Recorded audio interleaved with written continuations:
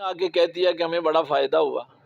اللہ تعالیٰ نے سورہ حجرات میں ایک بات بیان فرما دی، فرمایا یا ایھا الذین آمنوا ان جاءکم فاسق بنبأ فتبینوا ان تصیبوا قوما بجہالۃ فتصبحوا علی ما فعلتم نادمین۔ اللہ فرماتا ہے اگر کوئی فاسق کو خبر لے کے آئے نا تو فتبینوا، اس کی تحقیق کر لیا کرو۔ مثلا حسن کو کہتا ہے کہ ابو بکر تو تجھے گالیاں دے رہا تھا، اس کو چاہیے کہ وہ ابو بکر سے بھی پوچھ لے کہ تو نے مجھے گالی، یعنی تحقیق کر لے کہ واقعی یہ بات سچی ہے یا غلط ہے۔ اللہ فرماتا ہے کہ اگر تم ایسا نہیں کرو گے تو کیا ہوگا؟ تم جہالت میں کسی قوم کو مصیبت میں ڈال دو گے۔ الا ما فعلتم نادمین، اور بعد میں پھر تمہیں اپنے کیے پہ ندامت ہوگی کہ یار ادوں ہی پوچھ لیندا تے چنگی گل سے۔ حضرت معاذ جب یمن گئے تھے نا، گورنر نبی پاک صلی اللہ علیہ وسلم نے بنایا تھا، تو سرکار نے ایک ایسا انٹرنیشنل قانون بیان فرمایا۔ سرکار نے فرمایا معاذ کبھی بھی ایک بندے کی بات سن کے فیصلہ نہ کرنا۔ یہ ایک ایسا نسخہ ہے کہ آپ کے گھروں کی لڑائیاں بھی ختم ہو سکتی ہیں، آپ کے معاشرے کی بھی ختم ہو سکتی ہیں، آپ کے ملکوں کے بھی ختم ہو سکتی ہیں۔ جب تک دونوں کی بات نہ سنو اس وقت تک کوئی فیصلہ نہ کرو۔ تو میں جب کہتا ہوں کہ ہمارے گھروں کی لڑائیاں کیا ہوتی ہیں، بیوی نے کہہ دیا تیری ماں نے مجھے ایسے کہا ہے، ماں سے پوچھا ہی نہیں ہے، بس دل میں بات رکھ لی کہ تو میری جنانی دے خلاف ہے۔ یا ماں نے کہہ دیا تیری بیوی ایسے کرتی ہے، بیوی سے پوچھا ہی نہیں اور اس کو آ کے مارنا شروع کر دیا۔ بھائی نہیں، قرآن کہتا ہے کوئی بھی کہے، اور اس کا اگر میں شان نزول بیان کروں تو وہ صحابی ہیں۔ ہوا یہ تھا کہ ان کو بھیجا تھا زکوٰۃ اکٹھی کرنے کے لیے، تو وہ استقبال کے لیے نکلے، کسی نے آ کے بتایا کہ یہ تو آپ کو قتل کرنے کے لیے آئے، تو وہ واپس آ کے کہا کہ یا رسول اللہ صلی اللہ علیہ وسلم ہم زکوٰۃ لینے گئے تھے تو وہ تو قبیلے والے ہمیں قتل کرنے آ گئے۔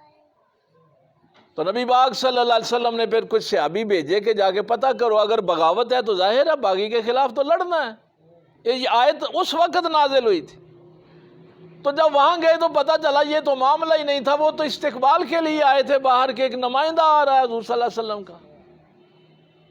تو اس وقت اللہ نے جب صحابہ کو یہ حکم دے دیا کہ جب بھی کوئی ایسی بات ہو تو تحقیق ضرور کرو، جہالت میں دوسروں کو نقصان نہ پہنچاتے پھرو۔ اور جب آپ دوسرے سے پوچھ لیں گے نا کہ واقعی یہ بات ہوئی ہے، آپ سچ تک پہنچ جائیں گے۔